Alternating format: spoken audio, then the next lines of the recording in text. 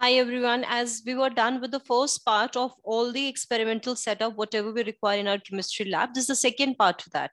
So this is a tripod stand. Why we use it, like you all already know that if we have to heat something, we require a tripod stand. Let's say if you're having something in a China dish, right? And if you want to heat it. So there we use this tripod stand. We will put the Bunsen burner here and the heat will come from there, and this we will keep over it, because you cannot directly put something over the Bunsen burner, right? So first you will place the Bunsen burner over there, then you will put the tripod stand, and on the tripod stand, then you will put this wire gauge. Now this is the wire gauge. Now why do we put the wire gauge above this tripod? Why can't we directly put something over this?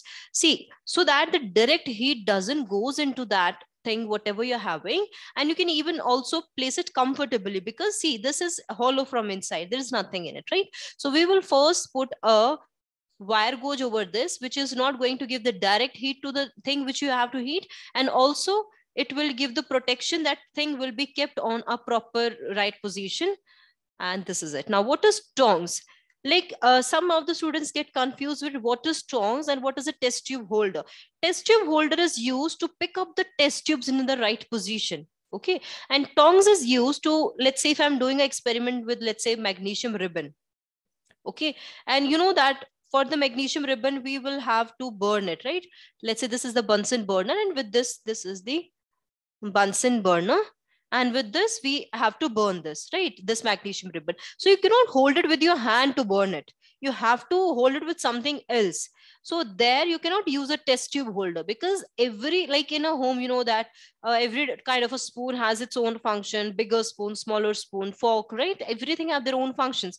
In the same way, test tube holder is just for the test tube, so that you can hold it in the right position. And this tongs is for holding the other hot chemicals things, or like this is a magnesium ribbon, so if you have to burn it, you cannot hold it with your hand, so there you will use the tongs. Bunsen burner is going to give you the fuel for the burning of something, like it can be CNG also, and it can be the other fuel also, right?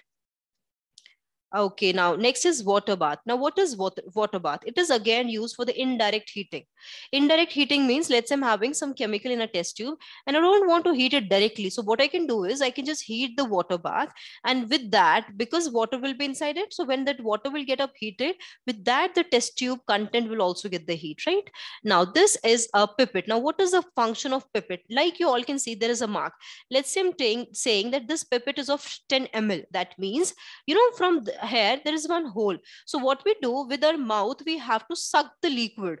So through this small opening here, the liquid will rise up and up till this mark. So when it will come up till this mark, it is accurately 10 ml. So whenever we have to take any solution, we don't use any cylinder, graduated one, or any other. We always preferably use this pipette, because this pipette is going to give you the exact correct measurement of 10 ml or 20 ml. Okay. And this is a dropper. So with dropper, let's say you have to add some phenolphthalein, which is an indicator. So we can we can take some drops of it with this, and then we can put it in our required place. And now this is a burette. Now, what is the function of burette? Burette is used for the titration purpose. When you are, let's say, you have to do some acid-base reaction, there also we can use it on the iron stand. Okay. So this is there in your 11th and 12th class. There we perform the potentiometric experiments, titration experiment, many experiments. So it is related to that. Pipette is also more related to 11th and 12th class. But yes, everything here in the first part and the second part of all the experiments that we will be conducting, either of 9th, 10th or of 11th, 12th, the things will remain the same. The apparatus will remain the same. Okay. So this is it for today. This was the second part to the experimental setup. Now in the next class, we will be talking about some experiments. So this is it. Bye-bye. Take care of you.